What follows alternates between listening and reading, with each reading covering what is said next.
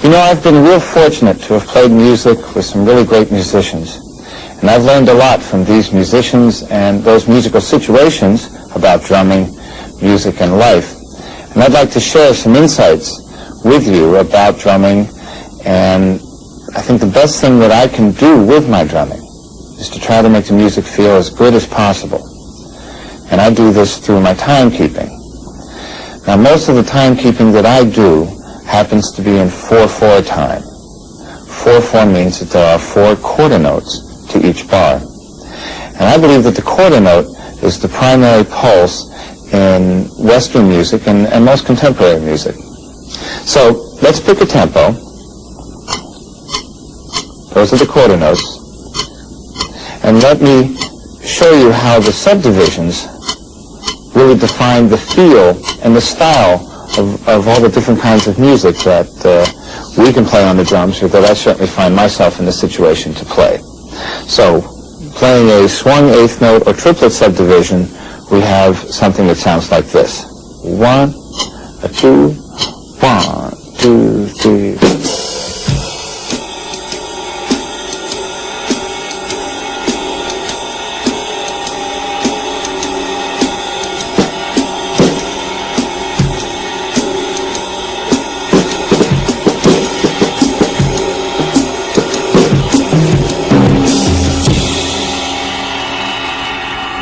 Okay, now if we play a more straight eighth note, combined with 16th note sort of subdivision, we have something that feels like this.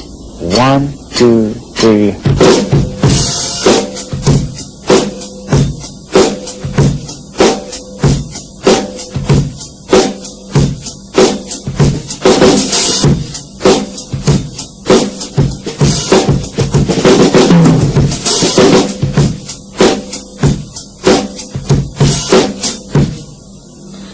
Another kind of subdivision feel would be found in samba. This is a music that's felt in 2, but check out this subdivision. 1, 2, 1.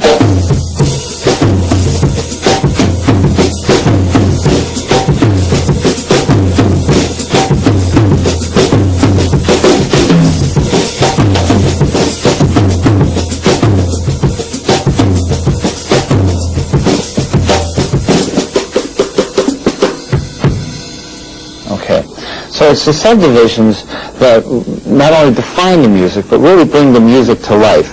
And of course the way we play those subdivisions with accents, with dynamics, with phrasing and feeling, make music what it is. You know, music's not just notes on paper. Music is about life, and it has to breathe, it has to feel good, it has to be solid, and yet be open, allow room for creativity. We have a great chance to be creative here. And I think the real key to all of this is being able to play a simple beat really well, whether it be jazz, funk, samba, whatever. So let's step by step go through some of these simple kind of beats and analyze what it is that makes a beat successful. Okay. With my philosophy being that the quarter note pulse is the primary part of the beat, I should be able to play 4 quarter notes to the bar on the ride cymbal and have it feel like something. Okay? Now, the drums are certainly the kind of instrument that you get out of them what you put into them. If you play with snap and with some kind of energy, that energy will be translated to the rest of the musicians as well as the audience. So I want to be able to play 4 consistent quarter notes on the ride cymbal for each bar and get that happening. Okay, that's the concept. The technique, well, perhaps I should show you my stick grip and my relationship to the drum set so you can see how I do this. Now I play with both grips, both meaning traditional, right hand like this, the left hand holding the stick like this, or the matched. I think that the drum set was originally designed around the traditional grip style of drumming. Match grip makes a lot of sense. It's nothing really new. Gene Krupa used to do it years ago. But I will switch over to match grip generally when I want a little bit more volume. But I feel most comfortable playing this way. I have my arms down by my side. My shoulders also are down. I try to play as relaxed as I can. This is my snare drum grip. When I play the ride cymbal with my right hand, I turn my hand so that my thumb is on top of the stick. Or actually, it's really behind the stick. It's the driving force behind the stick. I do this for 2 reasons. One is to give me a better snap, better drive into the cymbal.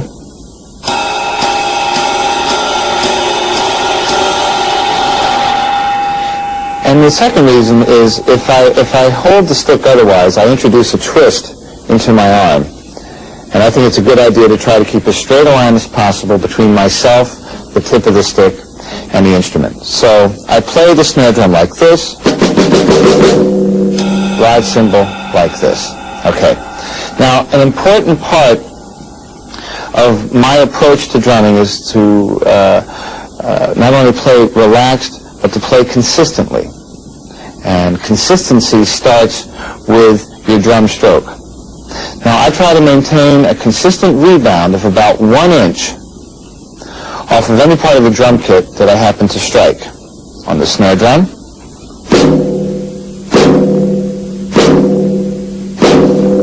tom-toms,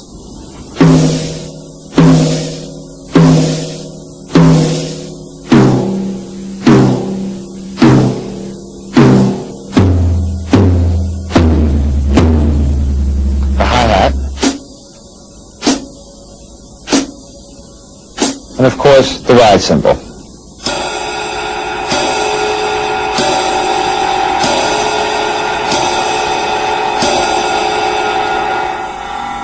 This does a couple of things as well. It ensures that I start each stroke from the same place, and I'm keeping my sticks, in the general area where they're going to be doing their business. Now, playing the ride cymbal like this would look pretty silly.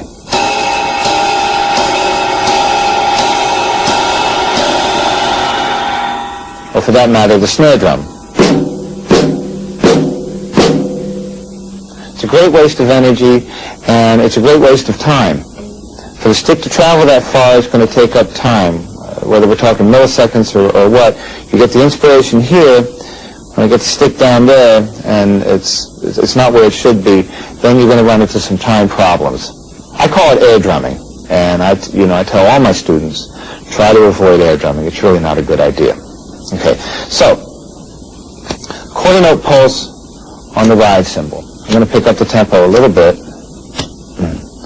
Now, to work on cymbal phrasing, how to play this quarter note pulse. I think of what the bass player does. I'm talking about 4/4, mainstream jazz, kind of a bebop approach. That's how I've approached all music that I played. It was the first music I really listened to. So thinking of what the bass player does, rather than that, let's have Mark Johnson demonstrate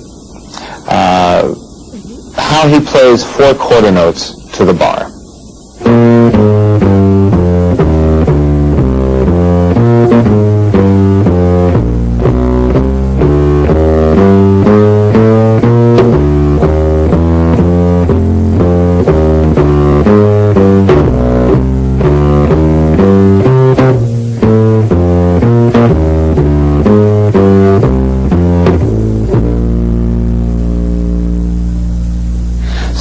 way Mark is playing is that every quarter note is as important as the next one. In other words, he's not accenting beats 1 and 3 or beats 2 and 4, but it's a driving quarter note pulse.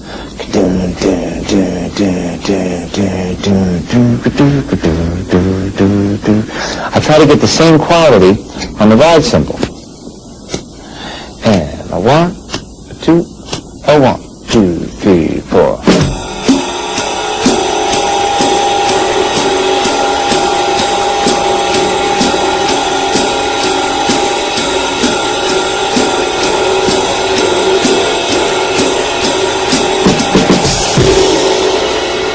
Now, all drumming is a combination of finger, wrist, and arm motion. Something my teacher taught me many years ago, and so I've approached it that way. I've never really spent a whole lot of time dedicated to just finger technique. It seems a very down-to-earth kind of approach, and for me it seems to have worked well. So I'm using elements of all three parts of my anatomy, the fingers, the wrist, and the arm.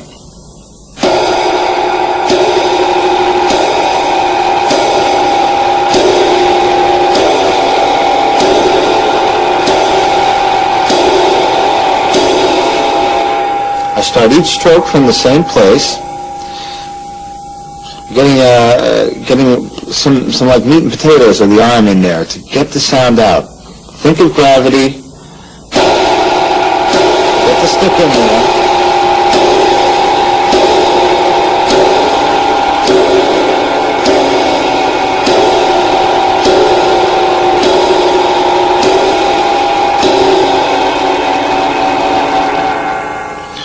Bring it up to tempo.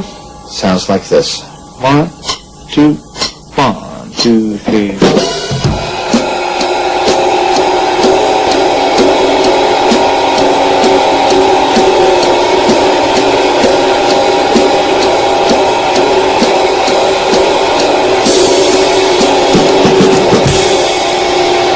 Okay.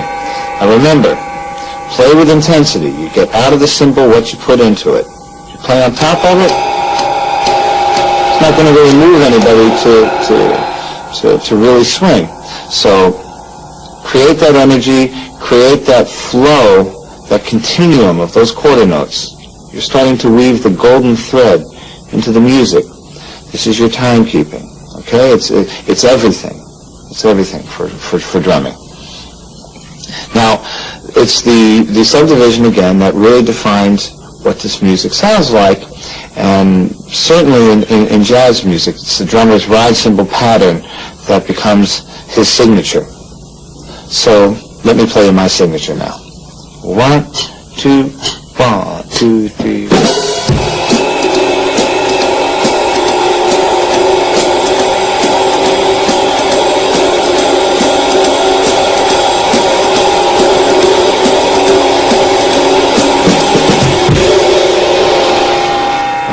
Couple things to point out. One is that the quarter note is plain and easy to hear. The quarter note pulse stays the same. The arm motion playing the quarter note stays the same.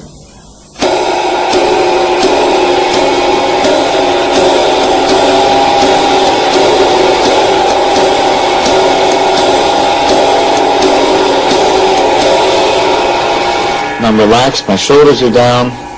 Elbows are loose, nothing tight. You know, it's funny with a lot of my students. I can look at them play just for a few seconds, and I can kind of tell what it's going to sound like.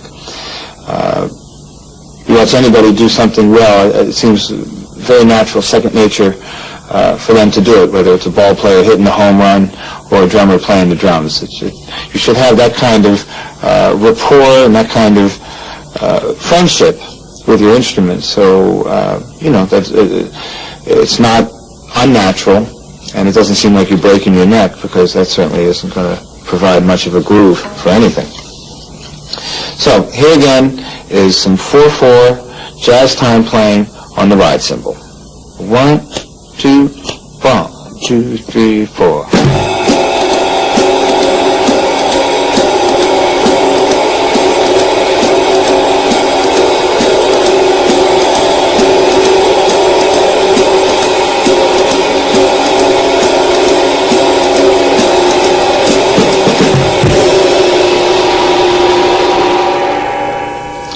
lot of times students will ask me, what do you practice? That's what I practice. That's what I started practicing quite a few years ago. When I was younger, I learned how to play the jazz ride cymbal pattern, and went ding, ding, ding, ding, ding, and it seemed like, okay, that was good, and I got more interested in what I could do with my left hand or with my bass drum, whatever. I was on automatic, and a bad automatic. I didn't really understand. I didn't have an inside knowledge of what it felt like to swing. So that when I started listening back to recordings of myself, I realized this doesn't swing. What's happening? It's not happening in the ride cymbal. So I went back to basics and tried to get myself to play simply and to play well. And by really covering that ground, I opened the door to a lot more possibilities. One thing that's really been important to me is to understand how the quarter note pulse works, specifically with ride cymbal playing. Now, you can phrase the ride cymbal pattern any way that you hear it. Accenting beats 2 and 4, or the and of 2 and the and of 4. But the drummers that I listen to, specifically someone like Philly Joe Jones, I could always hear the clarity of that quarter note pulse and the consistency that came from studying and playing the ride cymbal that way. I really feel that it gave me a very strong base and foundation from which to open up and play any kind of pattern that I feel. Now, the drummers that learn to play the ride cymbal pattern accenting on beats 2 and 4, the problem that I have with that, and I think that they have, is that they kind of go on automatic with it, and they learn to play this pattern as a series of 3-note phrases. So you have something like this.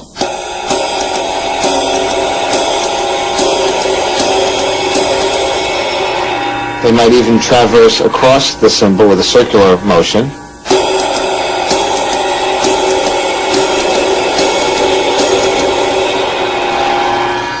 And at all sorts of tempos, these drummers might be relying on more bounce instead of working the beat and really controlling how the thing is swinging.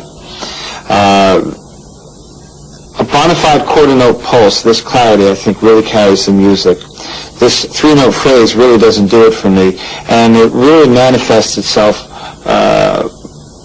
in brighter tempos where the drummer wants to start dancing around with the cymbal beat, making variations. You get something like this.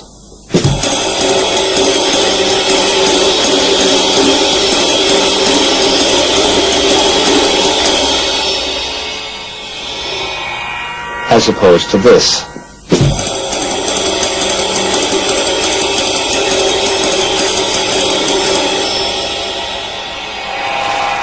A lot more clarity there. And clarity, that's what it's all about. The other musicians are listening to you. They're listening to your ride cymbal. Why is the ride cymbal the lead voice on the drum set? Well, it's because it's always playing the subdivisions. It becomes the primary reference point for yourself, everything you're going to do, certainly the other musicians you're playing with, and your audience as well. So clarity is really important, and I think once you master this quarter note pulse and get that feeling good, then certainly phrase it any way you hear it.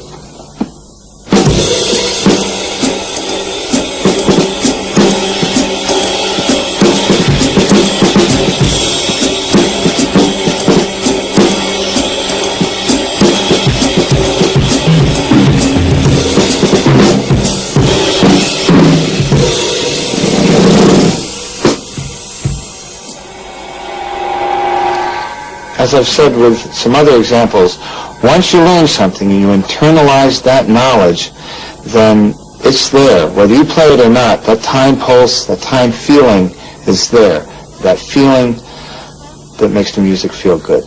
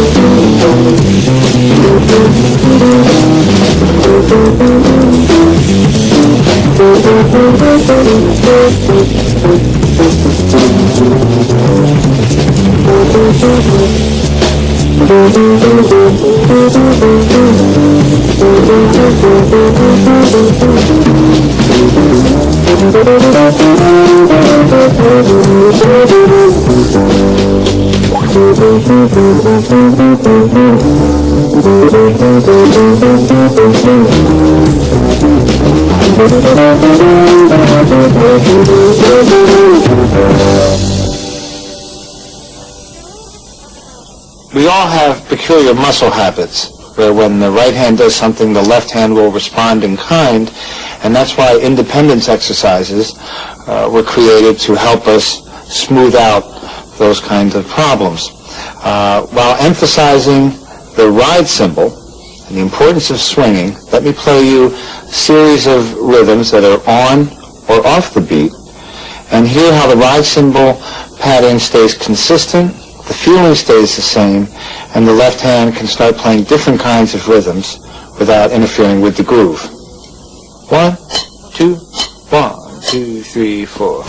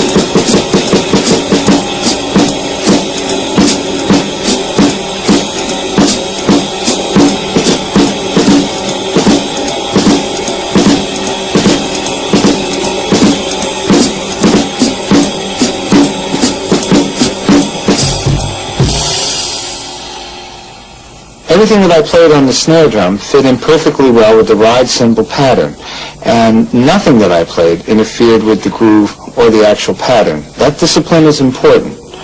Once you have mastered that, then I think you can freely go on to breaking it up. In other words, be the master of your own destiny. You want to be in control of what you're going to play. Now I'd like to do some other kinds of rhythms on the bass drum, the hi-hat, and more on the snare drum, incorporating the rest of the drum kit here while keeping the ride cymbal pattern going and keeping the groove happening. And 1, 2, 1, 2, 3, 4.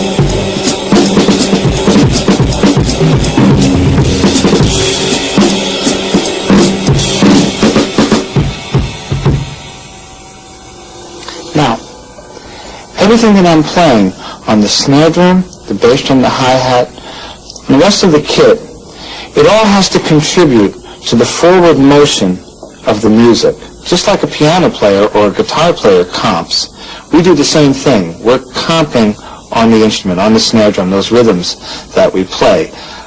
The word comp comes from accompaniment. And I think it's a good idea to be pretty specific when you play these rhythms. Something my dad taught me was to say what you mean and mean what you say.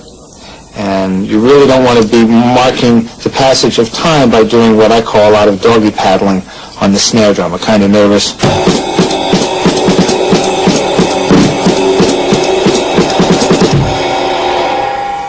Be specific, play what you mean to play. Now, when I do play on the snare drum, I hope you've noticed that I use what I consider an appropriate amount of arm motion. To play tap-tap,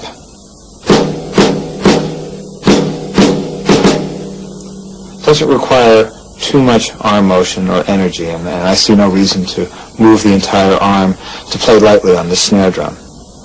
Now, foot technique, the common question is, do you play with your heel up or your heel down? I do both on both pedals, and for good reason. And I think if you have your feet flat on the ground or flat on the pedals, you have better balance and better control. And so you should be able to play that way, and certainly when you have to play soft, it's much easier. Now, the reason why is this. When you play loud, you want to get all the strength and the full weight of your legs. There's a lot of meat and bone there, and you can take advantage of that to really clobber the bass drum if you have to.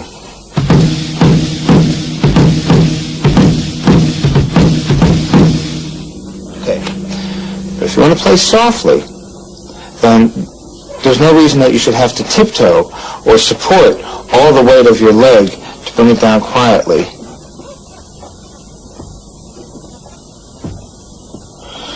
Same with the hi-hat. It's much easier to have your feet flat on the pedal.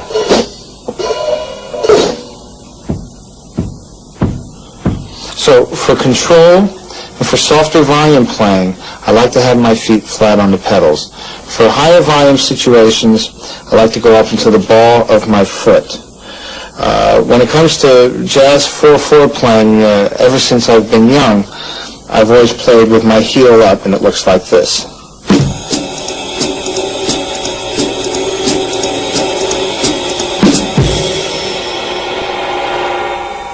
If you play heel toe, be very careful not to do something like this.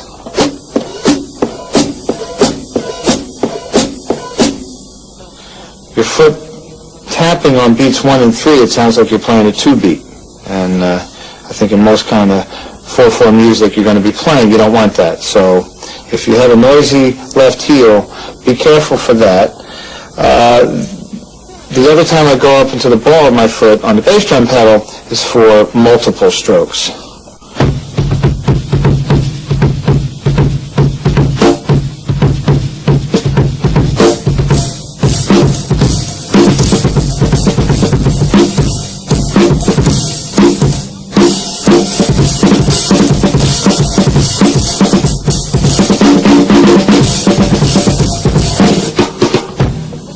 So I think both techniques are viable. Do what feels best, do what's natural, do your thing. 1, 2, 1, 2, 3.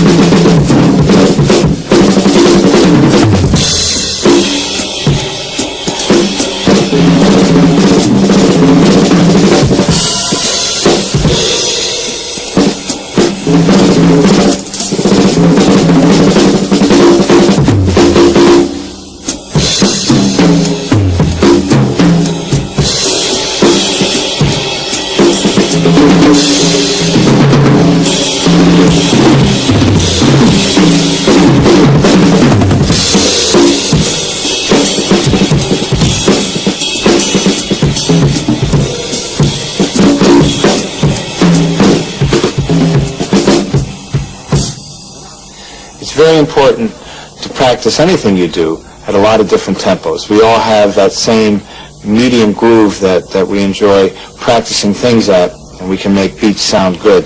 But we need to be able to play comfortably and well, slow and fast. So be sure to vary your practice tempos, because that certainly is what's going to happen on the gig. Now,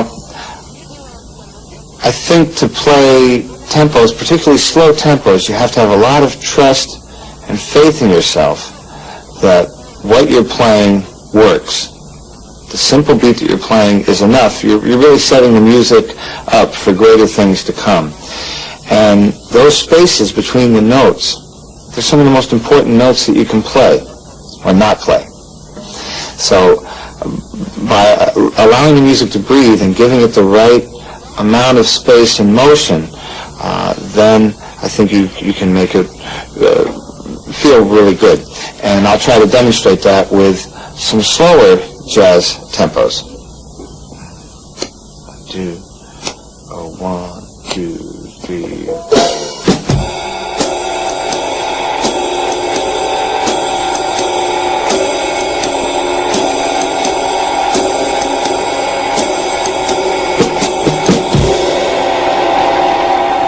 Let's get slower. 1, 2, 1, 2, 3.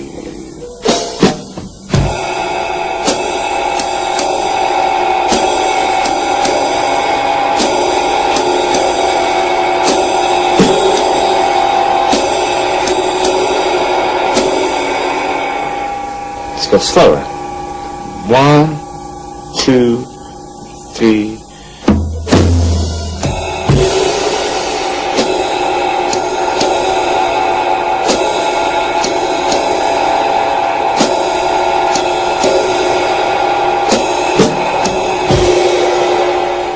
Playing slow should be a piece of cake. It gives a lot of younger drummers problems because I think they get nervous about all that open space. But it's really a very simple thing to do. I sing the subdivisions to myself. Now, I don't consciously count out subdivisions, like 1 triplet, 2 triplet, or 1-eanda, 2-eanda. But for example, like in a medium jazz tempo, I'm singing to myself the swung 8th note subdivision. 1, 2, 3, 4. Dee dee ha dee ha dee dee da ha ha za za da da ha ha ha da da boom ha da. So the slower kind of tempo, same sort of thing. 1, 2, 3.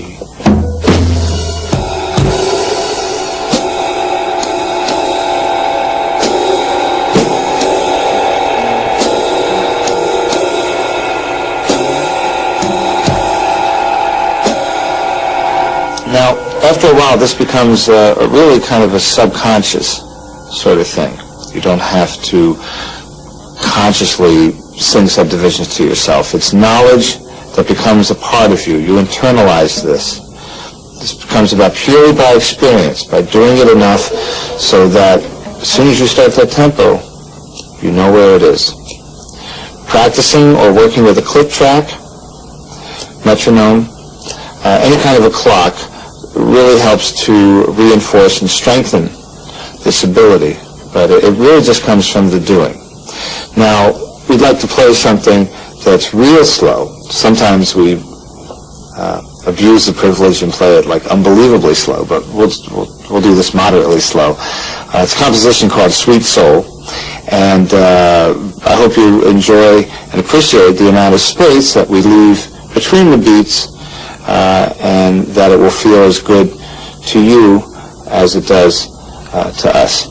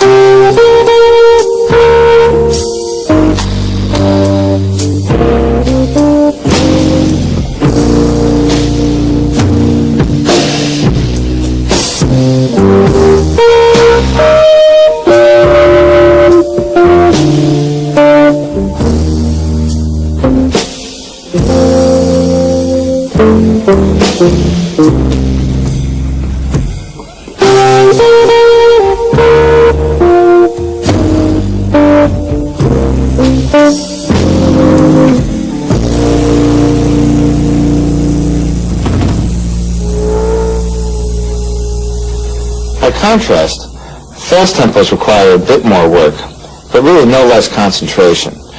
Interestingly, when I have to play fast, I try to think slow.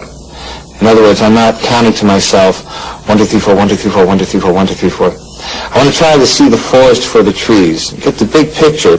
So I feel the music with different layers or levels of time. In other words, if we have a tempo, 1, 2, 3, 4, 1, 2, 3, 4, 1, 2, 3, 4, 1, 2, 3, 4, I might be counting it 1, 2, ding, ding, ding, 3, ding, ding, ding, 4, ding, ding, 1, 2, 3, or even larger and slower counts. 1, 2. So I can breathe more. I'm not thinking in such small, crowded units. The phrasing of the ride cymbal changes a little bit. We have less room in the bar to really open up those swung eighth notes or triplets, so they become slightly straighter. I will start with a medium tempo and gradually increase the speed up to a fairly fast tempo.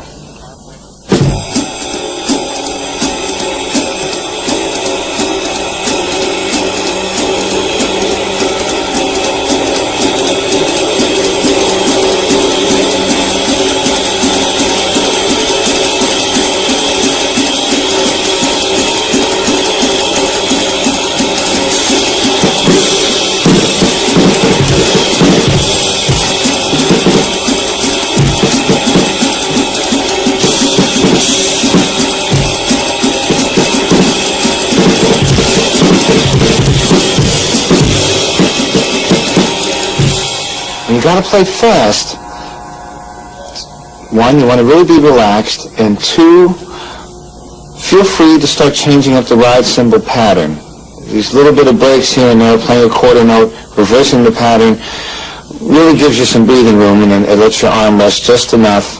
You can break it up so that you physically get real tense or tired. Because if you get tired or get tense trying to play fast, then you're just choking the music. Now, with the trio, we'd like to play something kind of up, and notice that even though there's a lot of note activity going on, we're still trying to get the music to breathe.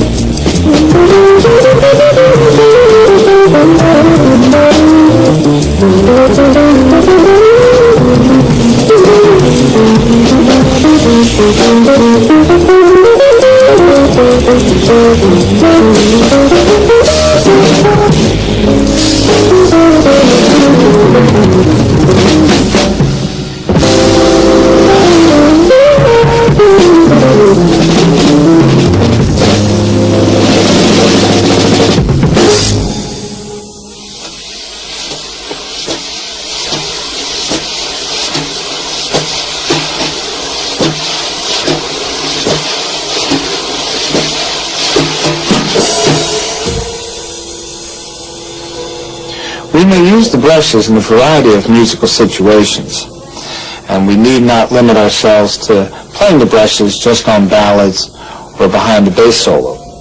But I think the ballad is certainly an appropriate place to look at how to play the brushes, and it'll give me a nice setting with which to demonstrate basic brush technique. Now, I'm self-taught on the brushes. The way I learned to play was by using the left hand brush in a counterclockwise motion and the right hand in a clockwise motion, something like this. I learned to play pretty much by ear, and what I could hear drummers doing on recordings when they played brushes was that they were playing smoothly. And a ballad should be smooth. A ballad should be pretty. You know, you really should understand what the emotion of the song is about. And I think brushes allow you to play smooth, to play pretty, and to play elegantly.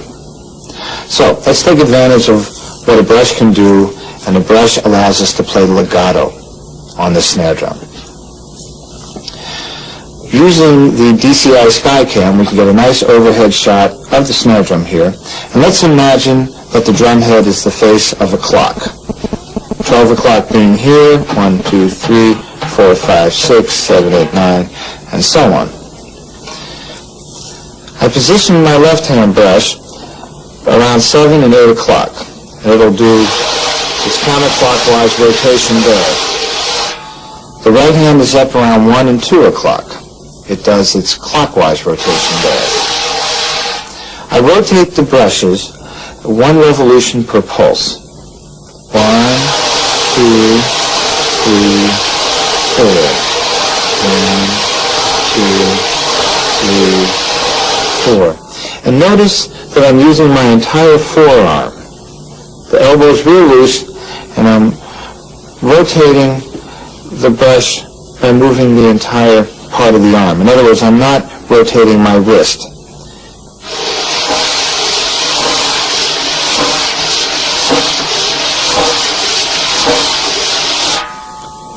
Rotating the wrist like that changes the brush to head attitude. I want to keep it the same.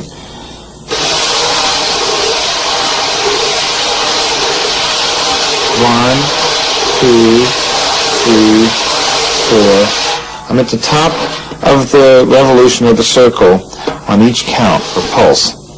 All right, I add the right hand, it can do the same thing. 1, 2,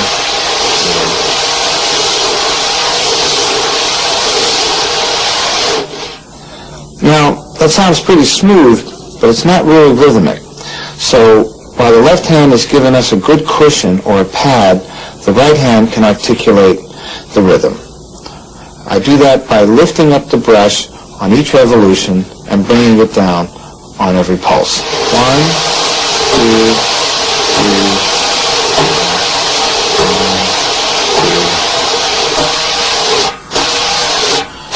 If I leave the brush on the head a little bit longer and then snap it around, I change the articulation. 1, 2. I now have a smooth and rhythmic beat. 1, 2, 3.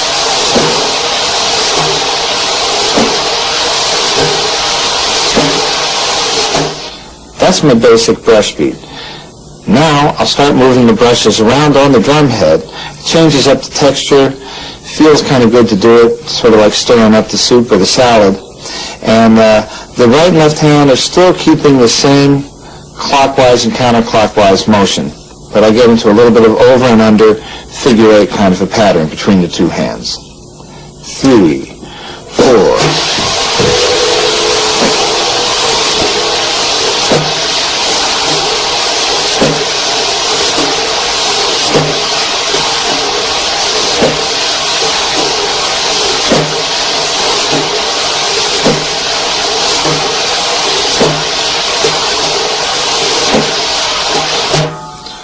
While I'm doing a lot of my rhythmic articulation with the right brush, practice rhythmic articulations with both the right and left hand. Now, in playing a ballad, like I said before, you want to play pretty. You want to respect the mood of the piece, kind of get a feeling for the emotion. And a common thing at the same time in jazz ballads, when you get to the bridge, is to play some sort of a double time. A more subtle effect is the quasi-double time or inferred double time. So when you get to that section of the tune, you don't need to go full tilt double time. 1, 2,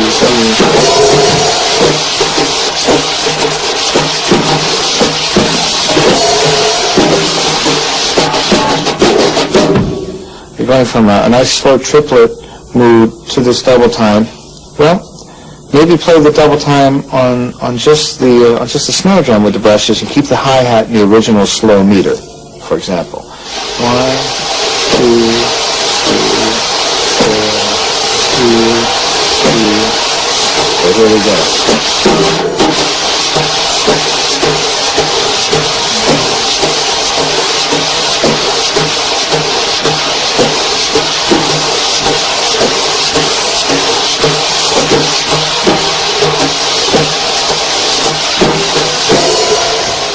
Or we can double time the hi-hat and keep the brushes in the original triplet feel.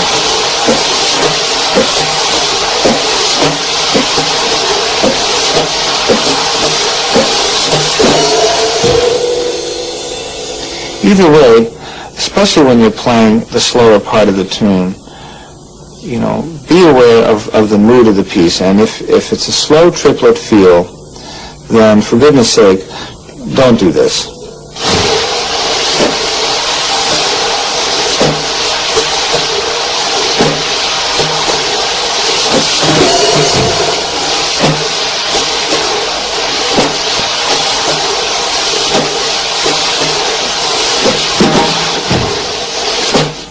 Something wrong with this picture. Do not adjust your TV set. It's only in the drummer's interpretation. So, it's a slow triplet.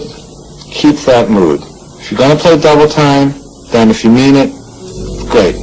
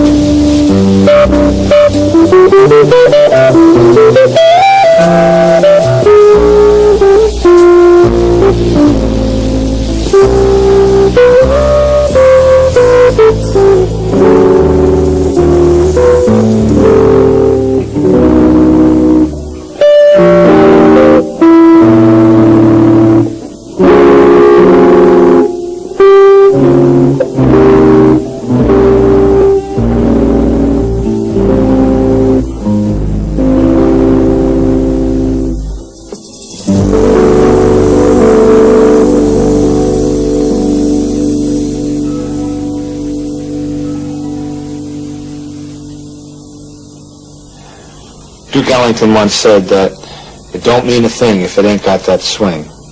And music has to feel good, of course, and jazz music has to swing. But I think one of the greatest things about jazz music is improvisation.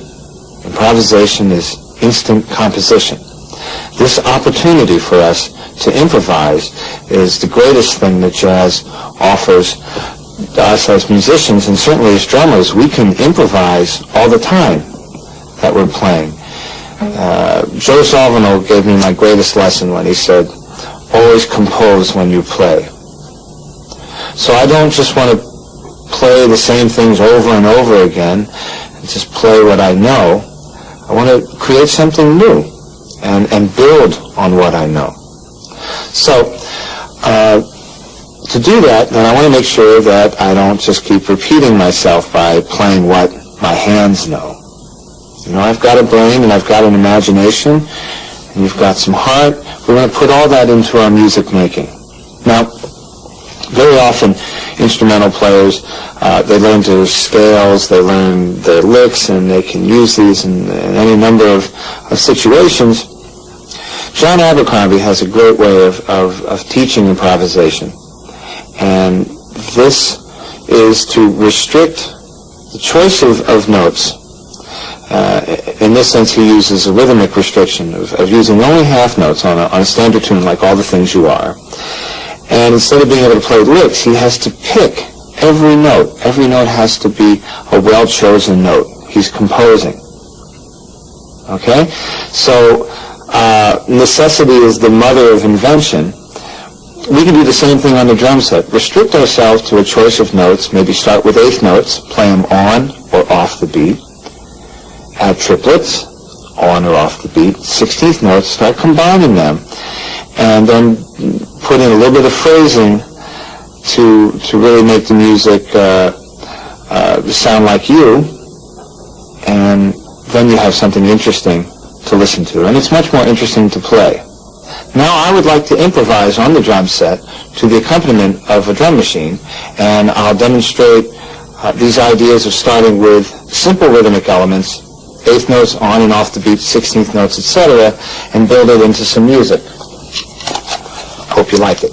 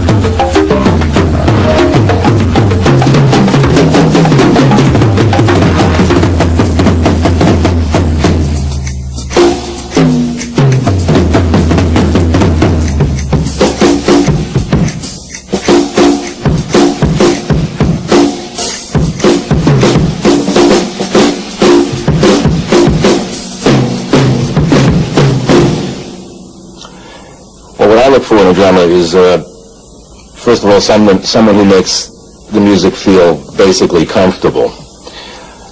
Someone who has a sense of space when they play. Another way I would term it is elasticity. Someone who plays with a very elastic, expansive type of a beat, so that I can weave my lines and my rhythms through his fabric, so to speak, and play off each other. Someone who has a good sense of interplay. Not only rhythmic interplay, but someone who hears melodies, and also is sensitive to harmonic shifts in the music, and also sound. The sound of Pete's drums, the cymbals, the whole kit blends well with my sound. And I think a lot of playing in a situation, a small group like this, a lot of it is the sonic interplay, what the cymbal sounds like with this register of the guitar, or how the toms are interacting with the guitar timbre. It's a timbral kind of a thing. Rhythm section functions differently in a trio. There's more space, more room to let your ideas out and maybe play more obscurely, whereas in a larger ensemble you need to be taking care of business more, so everyone knows where the downbeats are falling and where the signposts are in the forms.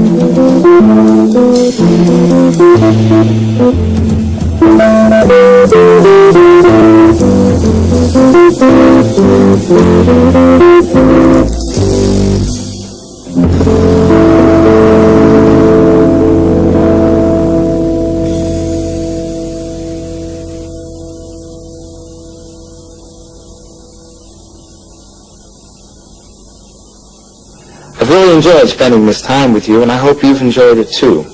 In Volume 2 of this video series, we're going to explore some different kind of rhythmic possibilities, some ethnic beats, a lot of Latin and funk stuff. The trio's going to do more playing, and we'll also look into some open kinds of music.